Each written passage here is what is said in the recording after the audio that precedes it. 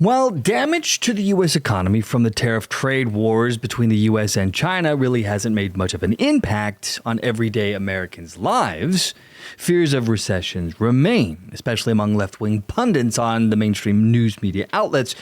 And of course, we've seen the stock market go up and down, even though it's mostly returned back to pre-tariff levels. China, however, is facing an existential crisis. They are in a much more desperate state than they would like you to believe. And Xi's stranglehold on his people is hanging in the balance, as he and the Chinese people are facing extreme duress on its economy during this trade war. So despite the illusion of the Chinese government, the one that they put forward that everything is fine, behind the tightly controlled narrative, the internal implosion is gaining traction within his country. You see, prior to Donald Trump taking aim at the weakened empire, China had already been facing severe issues internally, having never recovered from their insane dictatorial control over COVID and the pandemic, which effectively imprisoned a large swath of their population. China's economy has never been the same since. And prior to Trump's trade war, there had been a lot of pre-existing economic issues bubbling up. For example, the housing market is facing collapse. The property sector for the Chinese people accounts for roughly 70% of the average household's wealth. And it has been in severe and prolonged crisis, pretty much since the pandemic. The inept Chinese government has been unable to right the ship.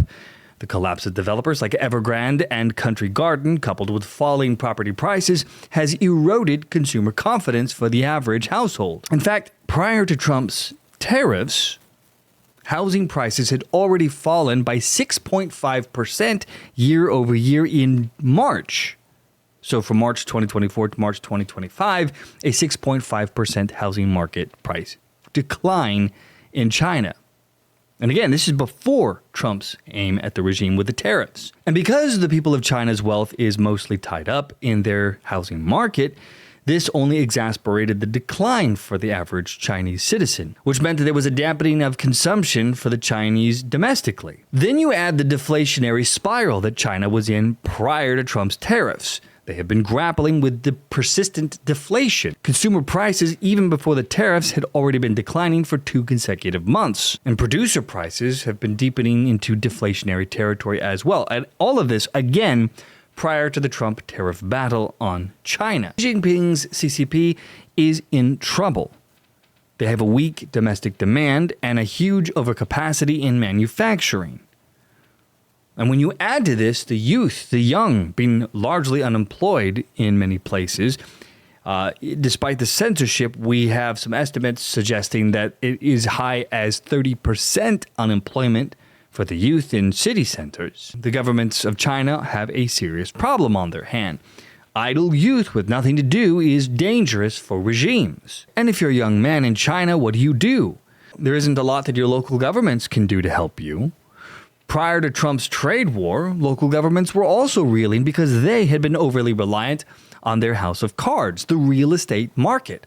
So much of their money is tied up in the property market, and that is now cratering with $13 trillion in debt. This means that your average territory governments in China are extremely limited in their ability to fund infrastructure projects or to try to stimulate their local economies, which means not a lot to do for the youth. Which then brings us, of course, to the big lie by Beijing, their fake reported 5.4% GDP growth for Q1 of 2025. While celebrated by Xi Jinping's people as evidence of resilience, the rest of the world doesn't believe that these numbers are even remotely accurate.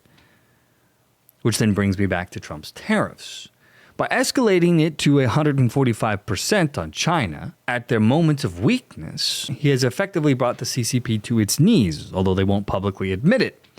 And the reason for this is their export dependency. China's economy remains heavily reliant on exports, which contribute to roughly 20% of their entire GDP. And the US is a critical key market for China. We account for almost $600 billion a year in Chinese exports, stuff that we buy from them. Trump's massive tariffs against the regime could cause a 2% pointage drop for their entire country's GDP when all is said and done. And China made some tactical mistakes in trying to retaliate with the US, as actions like grounding Boeing planes or devaluing the yuan, which has now hit a nearly 20-year low, This risks further destabilizing the Chinese industries already reeling post-pandemic. And then at the same time, you've got Trump making his moves to make trade concessions to the EU and to other smaller countries like Vietnam. The goal becomes clear here. It's all about redirecting the global supply chains away from this hostile regime that wants to take the world by economic storm. And these actions by Donald Trump has put the economic vice around the little dictator Xi Jinping. And that brings us to this little gem from Fox News. This is written by Kristen Altus. They write, China is exhibiting end-of-regime conduct, experts warns of perplexing behavior.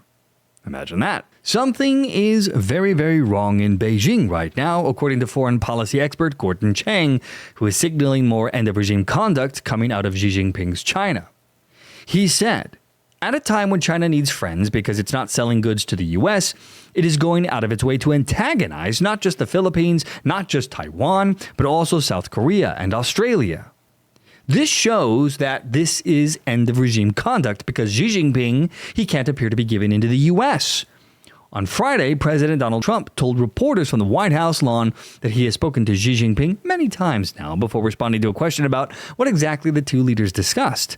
And he said, I'll let you know at the appropriate time. Classic Donald Trump. Let's see if we can make a deal. The Chinese Foreign Minister Wang Yi said Friday that Beijing backs international rules when it comes to tariffs. They never follow any rules imposed by Trump, and that the U.S. levies shows extreme egoism. Talk about a self-report from Wang Yi. He explained that China would look for solidarity with other countries regarding the tariffs, noting that Beijing would uphold multilateralism to inject stability into the world. And of course, China is the one that's bringing instability to the world, but that's another conversation for another day. Now, Beijing has publicly denied any ongoing negotiations with the Trump administration to bring down America's 145% tariff and China's 125% tariff. Xi Jinping has configured the Chinese political system, Chang explained, so that it is hostile. And also because he's been making the claim that China has surpassed the U.S., and he can't now look dependent on trade with the U.S., and he certainly can't look like he's talking to the U.S. under pressure. This is really very perplexing behavior, and it shows that something is very, very wrong in Beijing right now. A recent report, Fox News goes on to write, from Reuters claimed China's Ministry of Commerce task force is collecting lists of items, though, that could be exempted from tariffs. From electronic goods to essentials, and is asking companies to submit their own requests. Chang argues that China's regime under Xi Jinping cannot admit it is not able to stand up to Washington. China, without any announcements, is not collecting tariffs on important goods. So, for instance, some semiconductors, aviation products, industrial chemicals, and medical devices, and some medicines. This is going to expand, he predicted. It means that China has made an important concession, but it is not saying it is making a concession, which is a fascinating insight into the Chinese political system right now, which has become both intransigent and inflexible. And see, my friends, the CCP's arrogance, rooted in its centralized control, with its ultra-race-based nationalistic ideology and obsession with always saving face, has trapped them into a negotiation straitjacket. Xi Jinping's refusal to compromise in the trade war is driven by a fear of appearing weak to his own people. Xi Jinping is trapped by his own empire's design. If he caves, he will face discovery by his own people that the CCP isn't all-powerful as it claims, which would set the stage for unrest and perhaps regime change, something that Xi Jinping doesn't want because he loves his head where it's at. As with all evil ideologies like communism and fascism, they are nothing more than a house of cards. People go along with Xi Jinping's dark empire because death or jail is their only other option, or at least that's what they believe. But if Xi Jinping were to appear weak, he may very well doom himself, and that is an interesting place to be.